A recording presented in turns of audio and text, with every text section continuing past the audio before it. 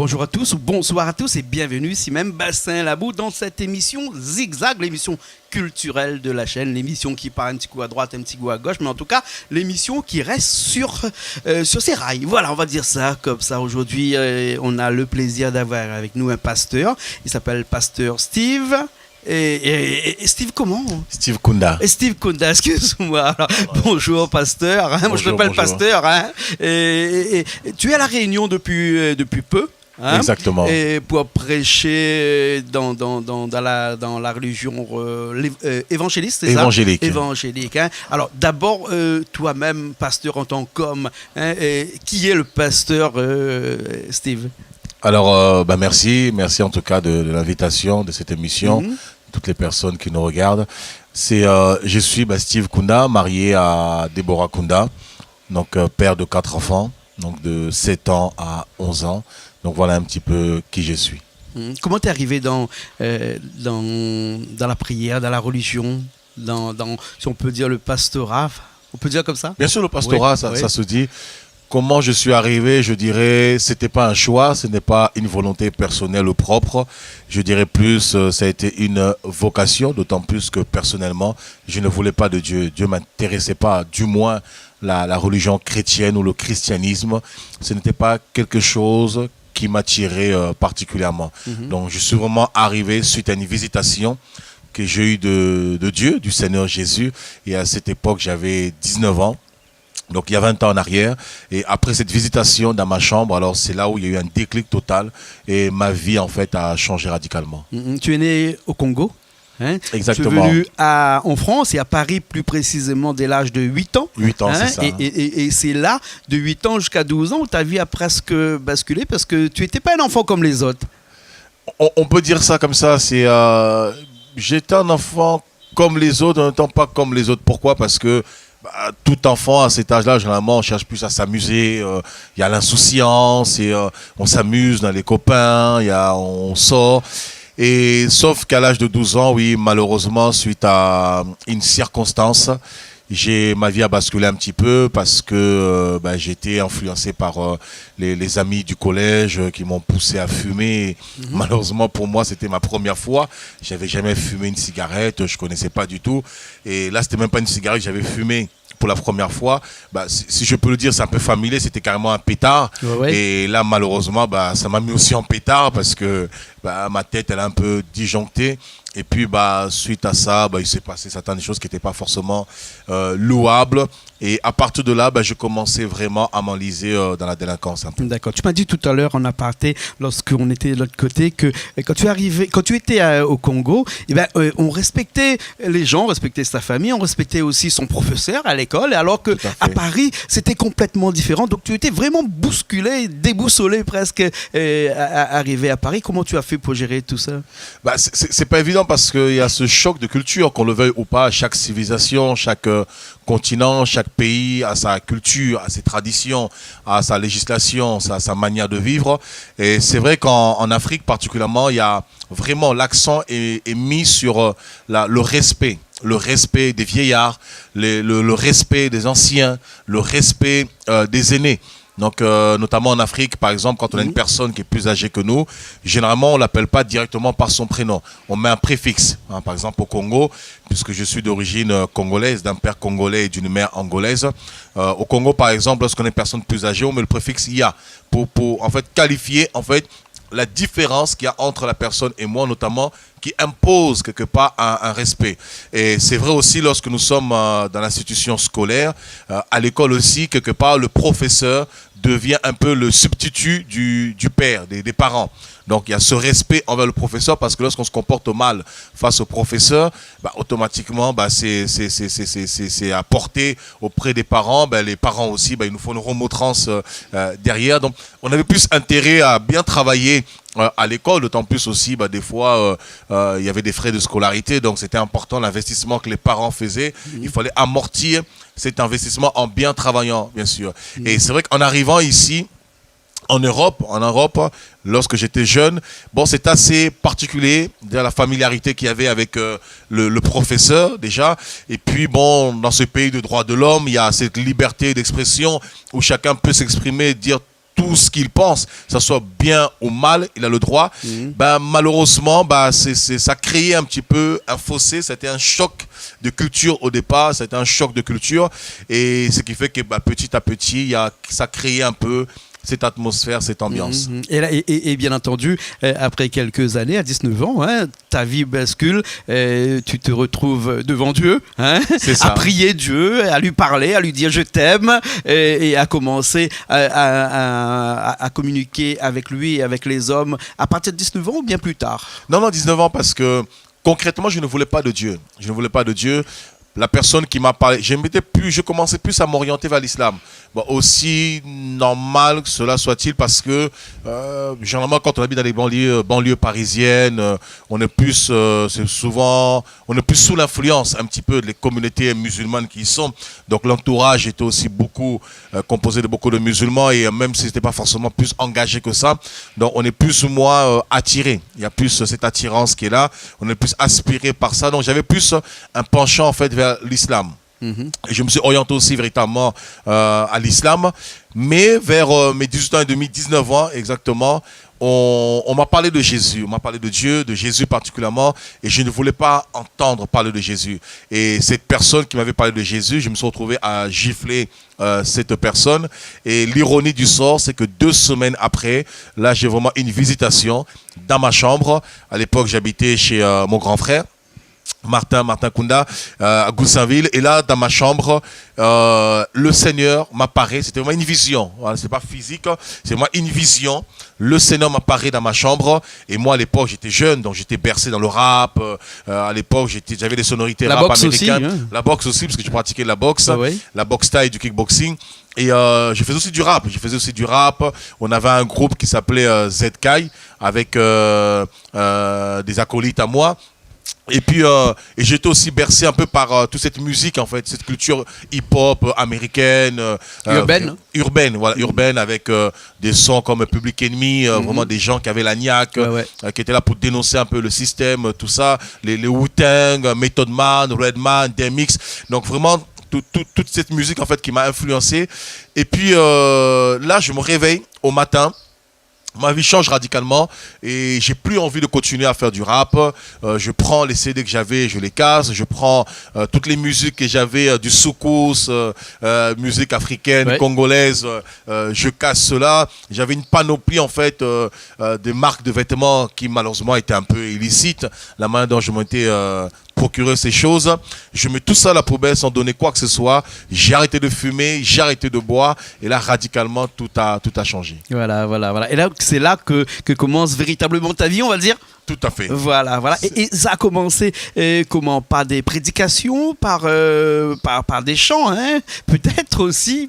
Comment ça a commencé? En fait, quand j'ai eu cette lumière, lumière, quand Dieu m'a visité dans ma chambre, alors tout de suite dans mon esprit, ce qui m'est venu à l'esprit, c'est de contacter un ami qui connaissait les personnes qui nous avaient évangélisés, notamment cette personne que j'avais giflée.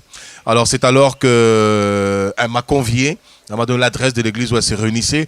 Et à l'époque, je faisais 2h30 de route pour aller à l'église et 2h30 pour pouvoir rentrer. Donc c'était en 2000. C'était en 2000 exactement. Ouais. Donc je faisais du nord au sud, l'extrême nord à l'extrême sud. Il fallait vraiment le vouloir là alors. Hein? Il fallait le vouloir. Il fallait le vouloir. Et c'était tous les jours. Donc ma vie c'était Dieu tous les jours. Le lundi j'étais à l'église, le mardi, le mercredi, le jeudi, le vendredi, le samedi, le dimanche. Et c'est devenu une passion, une soif, un désir. Et puis, sans forcément avoir un désir particulier d'être un pasteur ou un dirigeant, c'était simplement cette passion de juste découverte, cette soif, cet amour. C'est un peu comme quand vous tombez amoureux d'une femme, quand tu tombes amoureux d'une femme et tu veux la voir, tu veux la revoir, tu veux passer du temps avec elle. Et donc, c'était un peu ça, c'était cette rencontre, en fait, amoureuse avec Dieu. Et puis, de fil en aiguille, dans cette église où j'évoluais, 2 ans après, j'ai été reconnu ancien. Donc ancien, c'est un responsable, un peu comme un gardien, un responsable. Et puis 4 ans et demi, 5 ans après ma conversion, j'ai été reconnu dans le ministère de la parole en tant qu'évangéliste. Parce que c'est vrai qu'au milieu on connaît plus généralement le mot pasteur, mais au niveau des ministères, des fonctions ecclésiastique, il y a les apôtres, les prophètes, les docteurs, les pasteurs, évangélistes. Donc moi j'étais reconnu ancien, ensuite évangéliste, et quelques temps après, 9 ans après, j'étais reconnu dans le ministère apostolique. Alors, dans la religion chrétienne, il y a beaucoup de courants, on va dire. Hein. Et pourquoi avoir choisi le courant évangéliste? Alors, je dirais pas forcément, c'est vrai qu'il y a beaucoup de courants, comme beaucoup le disent, mais en fait, c'est pas des courants en fait, qui se divisent concrètement. Quand on dit évangélique, ça veut dire littéralement ceux qui sont attachés à l'évangile. À l'évangile. Voilà, Ouais. les évangélistes, ce sont ceux qui sont attachés à l'évangile, à la parole pure. C'est-à-dire ils veulent vivre la parole de Dieu. Et tous ces courants, en fait, ce sont des illuminations que quelques hommes ont eues avec le Seigneur. Un exemple, aujourd'hui, quand on parle du christianisme, on voit deux courants particuliers, le catholicisme et le protestantisme. Nous avons, dans l'histoire de l'Église, par exemple, en 1520, avec ce moine catholique Martin Luther, qui lisait la Bible, et là, il va voir un éclairage sur Éphésiens 2, verset 8, qui dit « Ce n'est pas par les œuvres que nous sommes sauvés, mais c'est par la grâce et par la foi. » Et là, c'est du « Waouh !» Mais toutes ces années, au niveau de la liturgie, au niveau de la, comment dirais-je, la théologie, on m'a enseigné dans le catholicisme, pour être sauvé, je dois pratiquer des œuvres et seules les œuvres me justifient. Et là, je lis la Bible, Dieu l'éclaire un petit peu, il reçoit comme une illumination, et là il comprend, mais non, je ne suis pas sauvé par les œuvres. Les œuvres accompagnent la transformation de ma vie, mais je suis sauvé d'abord par la grâce. Parce que être sauvé par les œuvres, cela veut dire chacun peut se justifier en disant je suis sauvé ou j'ai tel mérite parce que j'ai fait ceci, je fais ça, je fais cela. Et souvent même des fois les œuvres aussi cachent plutôt la méchanceté de ce qu'on est. Et à partir de ce moment, il a commencé à se détacher avec le catholicisme, et la papauté a commencé à le combattre, et c'est là on a commencé à le cataloguer en fait de protestant, et c'est là est né le protestantisme. Voilà. Quand on parle de sauver, on parle bien de l'âme pour les gens qui nous écoutent et qui sont peut-être un petit peu perdus là. Hein? Sauver, mais sauver son âme. Bien sûr, quand on parle du salut, généralement, on parle de l'âme et de l'esprit. Voilà, donc ce qui veut dire qu'en chaque personne, il existe deux personnes. Il existe une personne physique et une personne que l'on voit pas et qui est à l'intérieur de soi-même. Tout à fait, voilà. Tout à fait.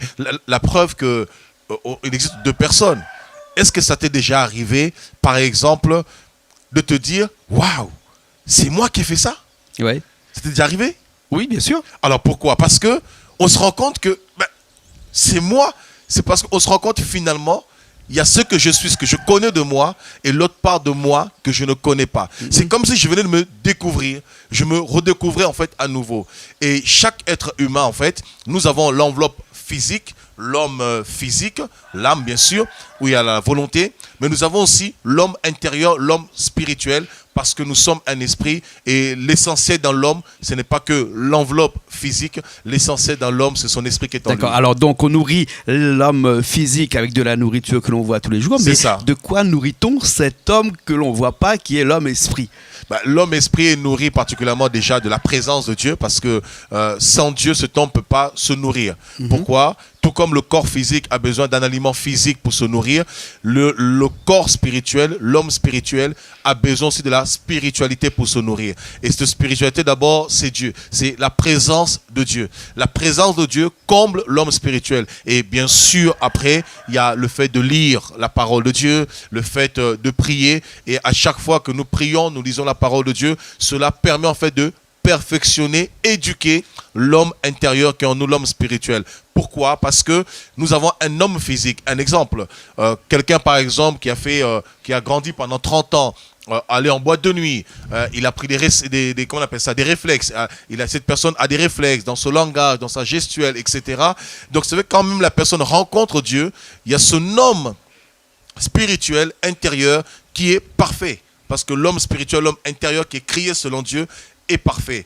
Et sauf que pour que cette personne maintenant puisse refléter l'homme intérieur, ça demande une éducation à travers la prière, la méditation de la parole de Dieu, pour que l'homme intérieur qui est en lui se reflète physiquement. D'accord, alors on peut utiliser ce qu'on appelle de l'auto-médicament, c'est-à-dire qu'on peut se nourrir soi-même à l'intérieur, mais on peut s'aider aussi des personnes comme toi, des pasteurs, pour se nourrir, nourrir son esprit, nourrir son être intérieur. Et donc c'est là où intervient un pasteur chez vous. Donc ton rôle, c'est quoi ? le rôle de pasteur? Alors, le rôle d'un pasteur, pasteur veut dire paître, pasteur veut dire berger. Alors, pour mieux comprendre le rôle d'un pasteur, c'est simple. Regardons une bergerie. Un berger, dans une bergerie, a pour rôle de veiller sur le troupeau. Il a pour rôle de nourrir le troupeau et il a pour rôle, justement, de prendre soin, de paître le troupeau. Prendre soin. Paître veut dire prendre soin. Le rôle en tant que pasteur, lorsque on se convertit, nous sommes dans un cheminement de perfectionnement. Tout à l'heure, je disais, l'homme intérieur, l'homme spirituel, il est parfait, il est achevé, il est accompli. Maintenant, il faut que cet homme intérieur spirituel se reflète physiquement. Et c'est là le rôle des pasteurs, c'est accompagner les brebis, accompagner en fait les croyants dans ce cheminement de perfectionnement par les enseignements, en prenant soin, par la prière, en les aidant en fait pour qu'eux-mêmes deviennent autonomes et qu'ils soient aussi matures spirituellement. D'accord, on aura l'occasion encore de parler de ça pendant d'autres émissions, peut-être qu'on fera ensemble, mais la question finale que je pourrais demander, c'est in fine, avec tout ça, qu'est-ce qu'on attend? Qu'est-ce qu'on attend de tout ça? C'est le salut. Pourquoi? Parce qu'on sait tous que tout ce qu'il y a sur la terre est passager.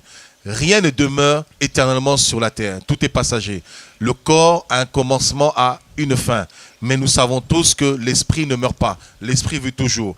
Et la Bible dit dans Jean chapitre 3 au verset 16, Dieu a tant aimé le monde qu'il a donné son Fils unique Jésus-Christ afin que quiconque, dans le quiconque, ça regroupe tout le monde.